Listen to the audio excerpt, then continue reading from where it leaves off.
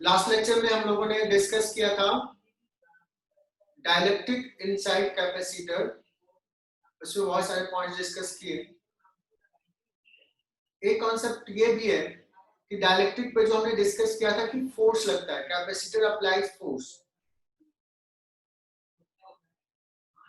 तो कितना फोर्स लगता है कि हमने कैलकुलेट नहीं किया था। हमने क्वालिटेटिव डिस्कशंस किया था कि there will be force and that force will be attracted. उसके मैकेनिज्म को डिस्कस किया कि मैकेनिज्म था, किसी को याद है कि क्यों लगता है फोर्स? मैं किससे पूछूं? शायद साले तब तक बच्चे ज्वाइन कर रहे हैं। शायद एक अट्रैक्टिव फोर्स लगता है, वो क्यों लगता है अट्रैक्टिव फोर्स? शॉर्ट में एक लाइन में आंसर देना है।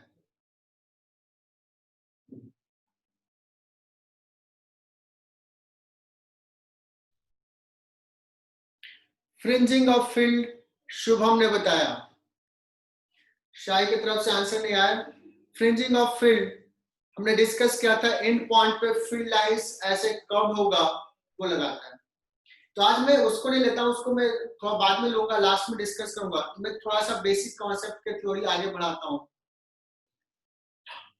मनस्वी ने भी बताया फ्रिंजिंग ऑफ फील्ड। अभी सारे बच्चे ज्वाइन नहीं किए हैं।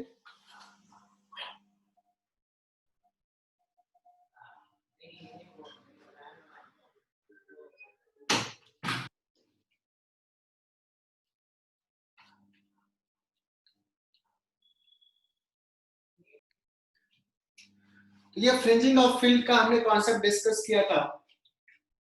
अब इसके दो केस होते हैं, एक केस में जिसपे चार्ज कांस्टेंट होता है और एक केस में जिसमें बैटरी को कनेक्टेड रखते हैं, दैट मींस वोल्टेज कांस्टेंट होता है। तो what will be the force in the two case? और शायद मैंने तुम्हें कहा था कि एचसी वर्मा का सेकेंड लास्ट सॉल्व एग्जांपल करना है, बहुत इंपॉर्टेंट सवाल है।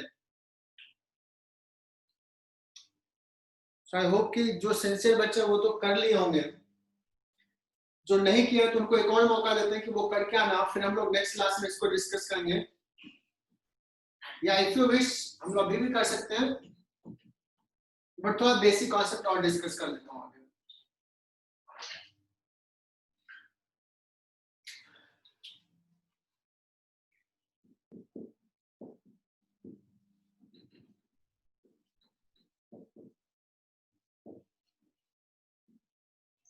आज हम लोग कॉन्सेप्ट डिस्कस करेंगे डाइलेक्ट्रिक ब्रेकडाउन।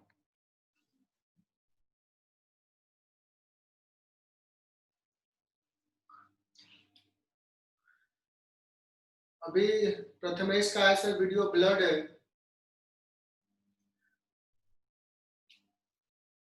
समझ में नहीं आ रहा है। सो मैं समझा रहा हूं क्या है ब्रेकडाउन। ब्रेकडाउन मीन्स जो हमारा इंसुलेटर था, जो हम लोग कहते थे कि कैपेसिटर प्लेट के बीच में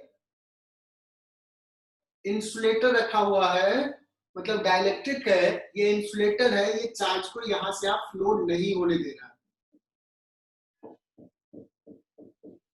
एज ए रिजल्ट ये इलेक्ट्रिक फील्ड तो है, इसमें कुछ बाउंड चार्ज डेवलप हो गए,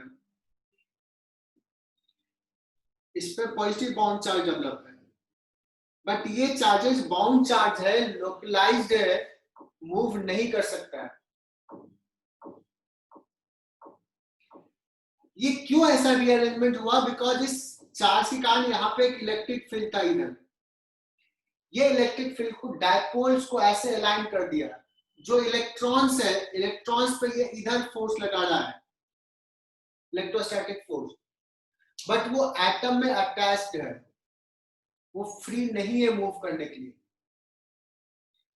बट इलेक्ट्रिक फील्ड का वैल्यू बढ़ाते जाओ, बढ़ाते जाओ, इतना कर दो कि ये इलेक्ट्रिक फील्ड जो इलेक्ट्रॉन्स, बाउंड इलेक्ट्रॉन्स है आउटर मोस्ट ऑर्बिट का, एटम का, उस इलेक्ट्रॉन्स पे इतना फोर्स लगाए उसको पुल कर ले। मतलब उसको एटम से डिटैच कर ले। अब वो इलेक्ट्रॉन्स उस एटम का नहीं रहेगा, वो इलेक्ट्रॉन्स बाहर निकल गया, वो हो जाएगा फ्री इलेक्ट्रॉन्स। केमिस्ट्री के लैंग्वेज में कहें, उसको आयोनाइज कर दिया, खींच लिया, मतलब इलेक्ट्रॉन्स, वो इलेक्ट्रॉन्स कंडक्टिंग इलेक्ट्रॉन्स हो जाएगा, चार्ज कैरियर बन जाएगा। मतलब this insulator starts behaving like a conductor. तो क्या हो जाएगा, इलेक्ट्रॉन्स यहां से यहां आना शुरू हो जाएगा। मतलब ये अब दो प्लेट, कंडक्टिंग प्लेट सेपरेटेड है, वो कंडक्टिंग हो गया, तो चार्ज यहां से, प्लस चार्ज यहां से यहां चला जाएगा, या कहीं यहां से यहां गया, इसमें करंट होगा और फिर पूरा न्यूट्रलाइज हो जाएगा। क्लियर हुआ? तो जिस केस में इंसुलेटर पे इतना इलेक्ट्रिक फील्ड लगा है कि वो कंडक्टर जैसा बिहेव करने लगे, इलेक्ट्रॉन्स को पुल कर लिया, तो कहेंगे कि उसका ब्रेकडाउन हो गया, है ना। So if electric field is increase,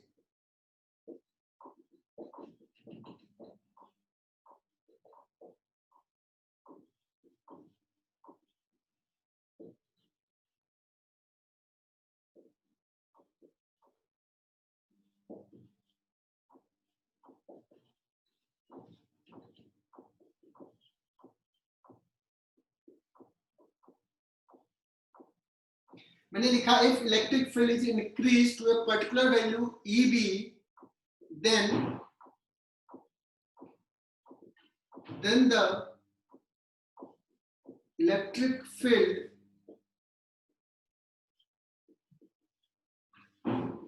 will pull the bound electrons and make it free, then the dielectric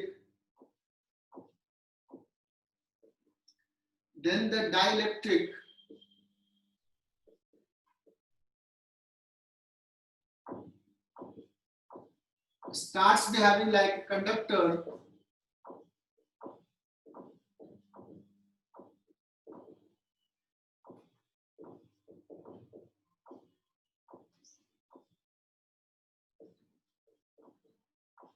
then the dielectric starts behaving like conductor. This phenomena is called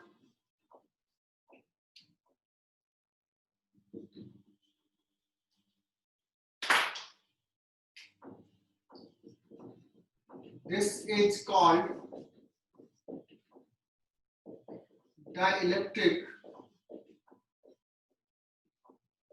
breakdown. EB is called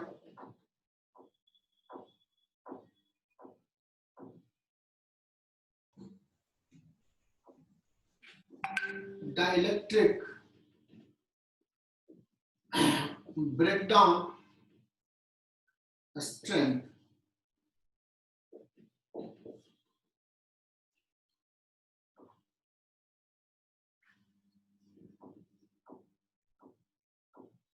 Corresponding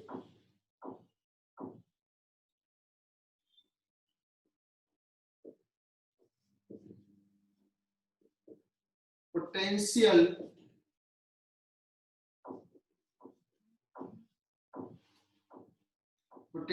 difference across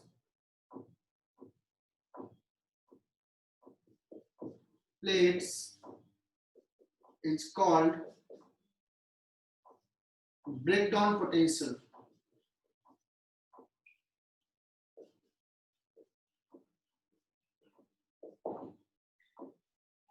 So breakdown potential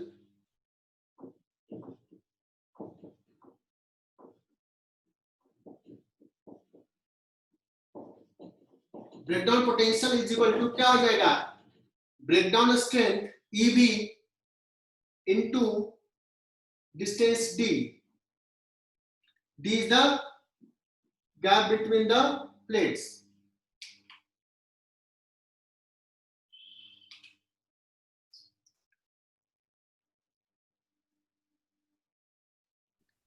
sir अभी बाद में भी हमने completely field ही लिया, लेकिन नहीं, हाँ दूसरा एक्चुअली मैं क्या उसलिए कंप्लीटली फील्ड लिया क्योंकि बाकी गैप क्या रखेंगे, एयर। अगर दूसरा डायलेक्ट्रिक, मैंने क्या किया, एक में एक डायलेक्ट्रिक, दूसरे पार्ट में दूसरा डायलेक्ट्रिक। दूसरे डायलेक्ट्रिक को तुम हटा सकते हो, उसको क्या ले सकते हो, air gap. Sir vacuum vacuum रखोगे तो वैक्यूम का तो ब्रेकडाउन स्ट्रेंथ नहीं होगा, लेकिन वैक्यूम रखना कितना मुश्किल होगा। हाउ विल यू प्लेस दो प्लेट, तुमने पहला लेक्चर नहीं अटेंड किया है, दो प्लेट के बीच का गैप कैसे रखेंगे। वैक्यूम अगर एयर निकाल दिया तो पता है बाहर से कितना फोर्स लगेगा, एटमॉस्फेरिक फोर्स। वो होगा, तो मैं लेकिन फिर वो डी क्या लेंगे सर उसमें, मतलब वो बता रहा हूँ, वोल्टेज का क्या रहेगा? बता रहा हूँ।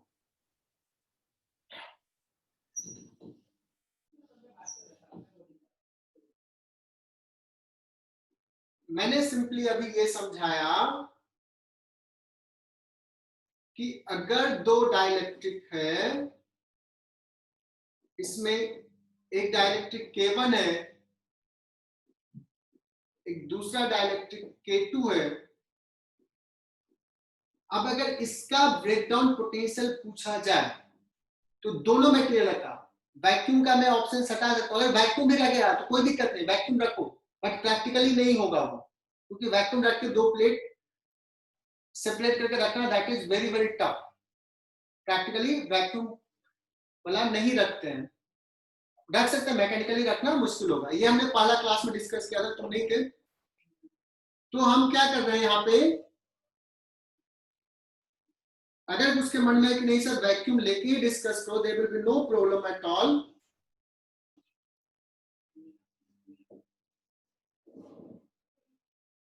उस केस में यहाँ पे इलेक्ट्रिक फील्ड मान लो E नॉट है, यहाँ पे हो जाएगा E नॉट बाई के,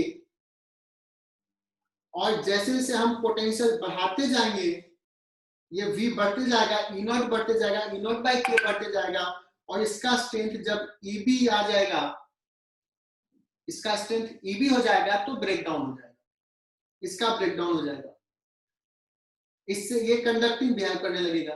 तो maximum potential voltage electric field कितना अप्लाई कर सकते हैं यहाँ पे EB, that means E naught कितना हो जाएगा, E naught by K is equal to EB। So E naught is equal to EB into K. मान लो ये सपोज D1 है, ये सपोज D2 है, तो V इज इक्वल टू क्या हो जाएगा, E नॉट, आरसी देखना, E नॉट इंटू D1 ये potential plus E naught by k into D2 that is equal to V। But ये E नॉट नहीं, क्या दिया हुआ है, EB। E नॉट को रिप्लेस कर देंगे, E नॉट को रिप्लेस कर दिया कितना से, EB इंटू के into D1 plus EB into D2 that is equal to V. This is breakdown potential. Yes sir, समझ क्या ये गया। क्लियर हुआ? यही यस चीज सर। मैं यहाँ पे केवल लेके कर रहा था। मैंने यहाँ पे समझाया पहले EB1 EB2, मैं ये समझाने की कोशिश कर रहा था कि ये दोनों सीरीज में है, तो इलेक्ट्रिक फील्ड इन दोनों में किसका पहले ब्रेकडाउन के पास पहुंच गया। मान लो इसका पहले ब्रेकडाउन हुआ है, तो इसका इलेक्ट्रिक फील्ड जो मैक्सिमम उससे थोड़ा सा कम रखेंगे, थोड़ा सा कम, तो वो फील्ड लेंगे, उसके कॉरस्पॉन्डिंग यहाँ पे कितना फील्ड होगा वो निकालेंगे, इसका इलेक्ट्रिक फील्ड इनटू D1, इसका electric field into D2, that is breakdown potential. So बच्चों क्या हम समझा पाए, क्या कुछ कुछ समझ में आया कि कैपेसिटर का ब्रेकडाउन पोटेंशियल कैसे निकालेंगे अगर ब्रेकडाउन स्ट्रेंथ दिया हुआ है।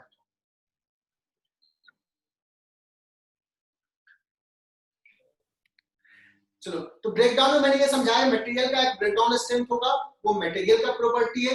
ब्रेकडाउन वोल्टेज कैपेसिटर का प्रॉपर्टी है, उसमें डाइलेक्ट्रिक स्लैब का विड्थ कितना है, कैसा कॉन्फ़िगरेशन है। ब्रेकडाउन पोटेंशियल अलग अलग कैपेसिटर का, मटेरियल वही रखेंगे तो भी अलग हो सकता है। बट जो प्रैक्टिकली जो तुम्हारे पास कैपेसिटर्स अवेलेबल होंगे लैब में, उसमें लिखा रहता है कि ये डाइलेक्ट्रिक है, वो सॉरी ये कैपेसिटर है, इसका ब्रेकडाउन वोल्टेज ये है। दूसरा कैपेसिटर है, उसका भी ब्रेकडाउन वोल्टेज दिया रहेगा, लिखा हुआ। सो मान लो ये कैपेसिटर 1 है, इसका ब्रेकडाउन वोल्टेज VB है, VB 1 है, that is equal to suppose 10 kilo volt.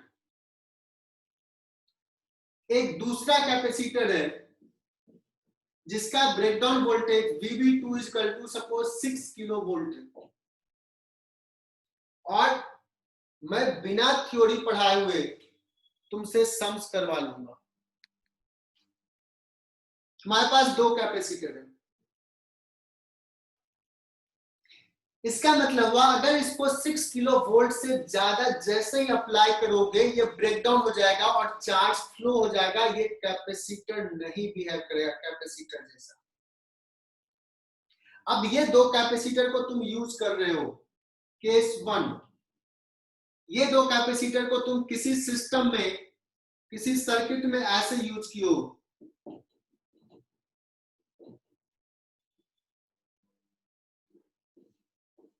मतलब कैसे कनेक्टेड है, पैरेलल में। मैं पूछूं इस कॉन्फ़िगरेशंस का ब्रेकडाउन वोल्टेज क्या है?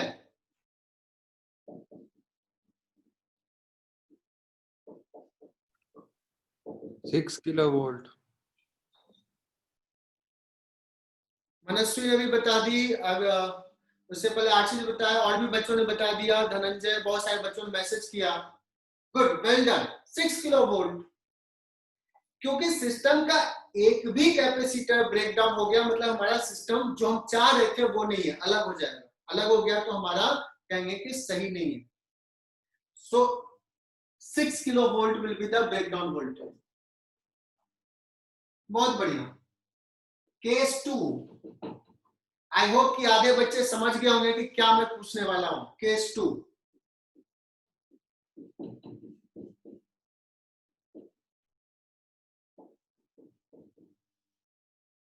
अब C1 C2 मैंने दिया ही नहीं था, इसमें वैल्यू नहीं दिया, फिर भी तूने बता दिया।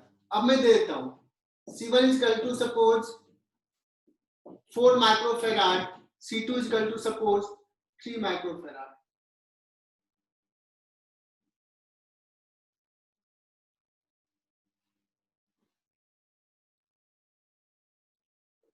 अब मैं पूछूं कि what is the breakdown potential of this combination.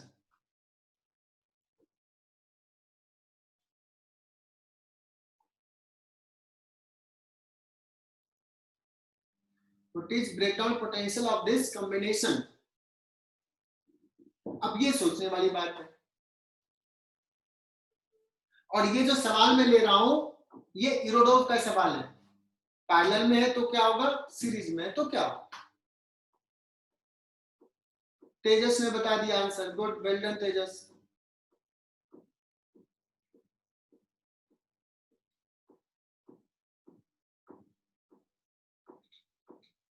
किरण खरनार ने भी आंसर बताया। अब देखो ये सीरीज में है तो उसमें इसमें क्या हो सकता है, या तो दोनों एक साथ ब्रेक डाउन हो या पहले इसका हो जाए।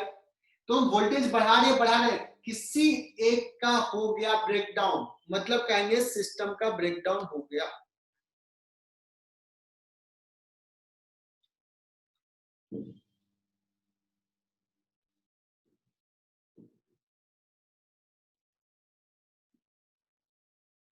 What is C equivalent of this system?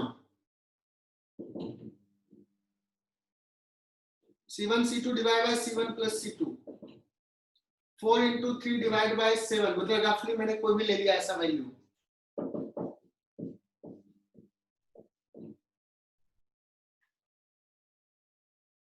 Professor C equivalent क्यों निकालो, क्या काम?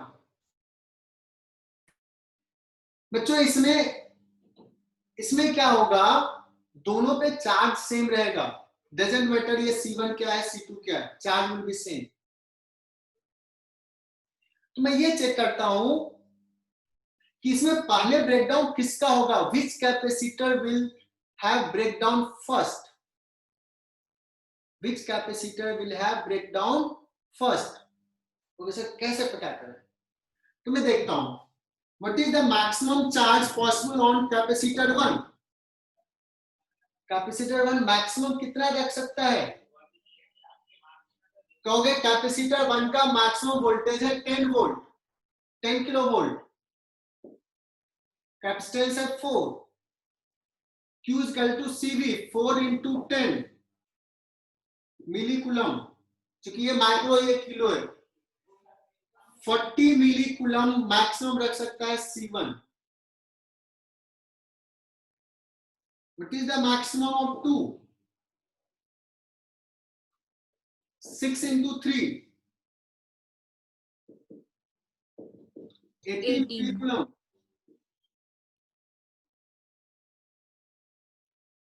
मतलब अब बताओ कि ये रख सकता है मैक्सिमम 40, ये रखता है 18, और इन दोनों के पास सेम होगा। जैसे जैसे पोटेंशियल बढ़ा रहे हैं, जैसे जैसे कैपेसिटर का चार्ज बढ़ रहा है, जैसे जैसे कैपेसिटर का चार्ज बढ़ रहा है, जैसे ही ये C2 पे 18 हो जाएगा, इसका ब्रेकडाउन हो जाएगा। जिस समय इसका 18 होगा, इस पे भी 18 रहेगा, इस पे 40 नहीं रहेगा, इस पे भी 18 रहेगा, और सिस्टम का ब्रेकडाउन हो गया। That means maximum charge 18 coulomb इस पर कर सकते हैं। और चार्ज कितना होगा? Q is equal to C equivalent into V. Q is equal to 18 millicoulomb. That is equal to C equivalent 12 by 7 microfarad into V. V is equal to sir जब तक ब्रेकडाउन नहीं होगा तब तक चार्ज पास नहीं होगा ना? जब तक ब्रेकडाउन नहीं होगा तब तक चार्ज पास नहीं होगा ना? चार्ज नहीं पास होता। कैपेसिटर में क्या होता है, कैपेसिटर जब चार्ज करते हैं तो ये प्लस चार्ज यहाँ गया, यहाँ से यहाँ कुछ नहीं जाता है, यहाँ से जो चार्ज था ऐसे फ्लो हो जाता है प्लस चार्ज, तो ये निगेटिव हो जाता है।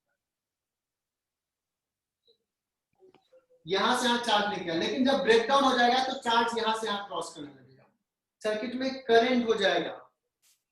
Yes sir. स्टार्टिंग में फुल्ली चार्ज है, चार्ज नहीं फ्लो कर रहा है, लेकिन जैसे अगर ब्रेकडाउन हो गया तो सर्किट में करंट हो जाएगा।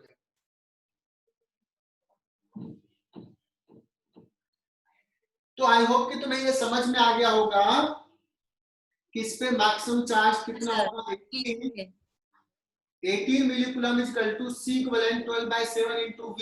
V आ जाएगा 18 into 7 डिवाइड by 12,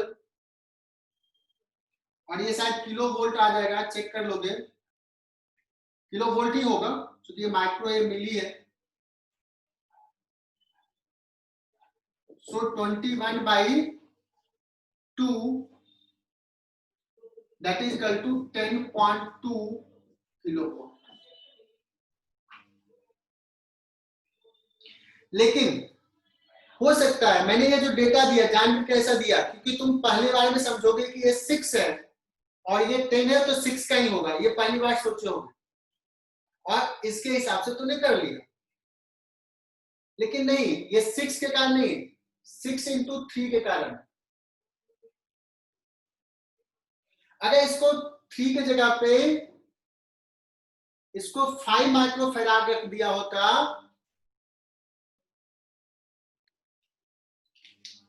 5 रख दिया होता, तो ब्रेकडाउन वोल्टेज किसका ब्रेकडाउन पहले होगा अगर वोल्टेज को बढ़ाते जाए तो? C1 सर वहां पे 10.5 आएगा। हाँ सॉरी 10.5।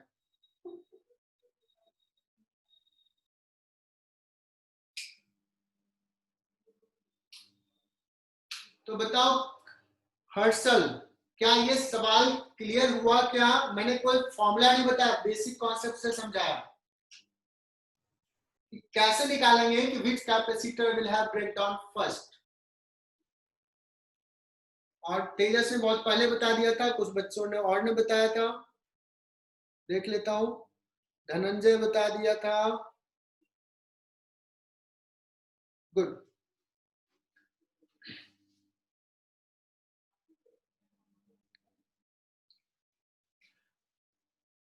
इसको अगर 5 लिया था तो भी यही पहले ब्रेकडाउन होता है, सिर्फ ये 30 होता है, ये 40 था, तो 40 ज्यादा है, 30 कम है। लेकिन अभी मैंने इसका 8 ले लिया, 8 ले लिया तो इस पे मैक्सिमम 48 तक स्टोर कर सकते हैं, जबकि इस पे 40 तक ही। पोटेंशियल बढ़ाते गए, so this will have breakdown first. First capacitor का ब्रेकडाउन पहले होगा।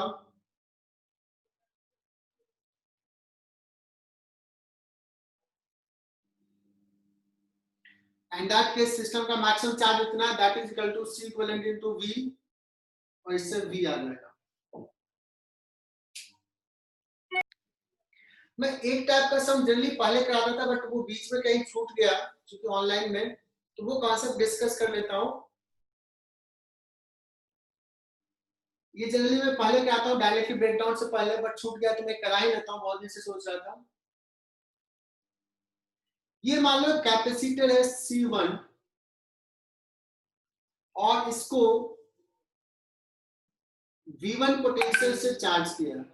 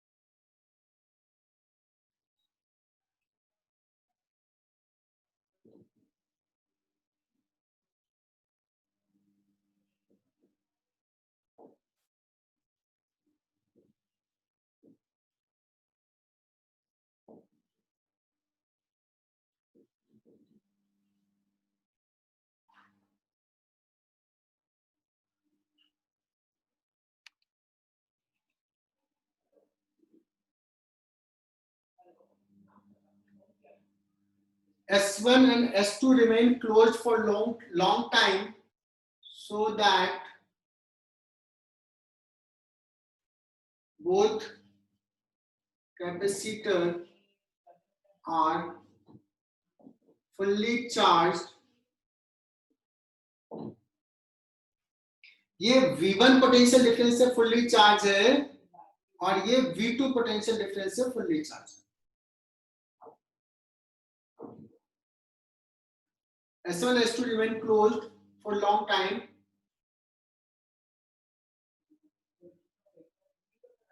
with S is open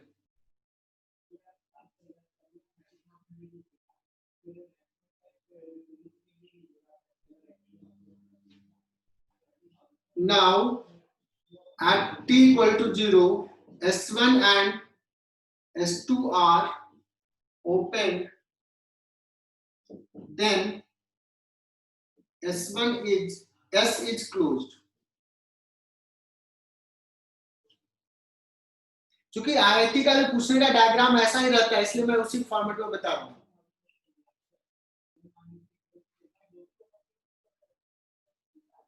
इसको आप ओपन कर दो, इसको ओपन कर दो और S को क्लोज कर दो।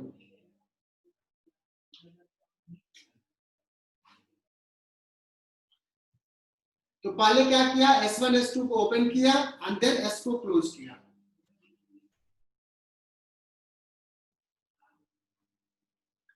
पहला सवाल, what will be final common potential between the common potential of the two capacitor। दूसरा सवाल, how much heat energy will develop in R।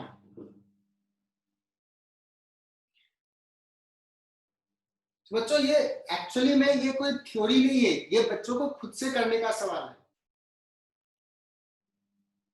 तो ऐसा नहीं कि मैंने नहीं पढ़ाया तुम नहीं कर सकते हो। तो क्या कह रहा हूं मैं, अगर हम लोग क्या किया, इस पे देखो, इस पे कितना चार्ज होगा, C1V। इस पे कितना चार्ज है, -C1V। सिमिलरली इस पे कितना चार्ज है, +C2V। इस पे -C2। बैटरी डिस्कनेक्ट कर दी, अब ये चार्ज इधर नहीं जाएगा। चार्ज विल बी, ये दोनों को कनेक्ट कर दिया तो देखना ये कैपेसिटर और ये प्लेट आइसोलेटेड होगा।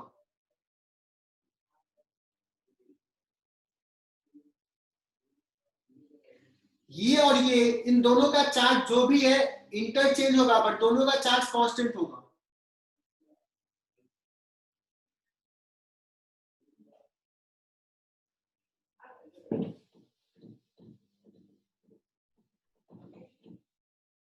तो फाइनल में डायग्राम ड्रॉ कर रहा हूं, फाइनल कैसा रहेगा, ये है C1, ये है C2,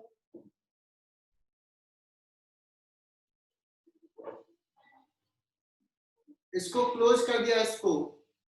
let's final common potential is V।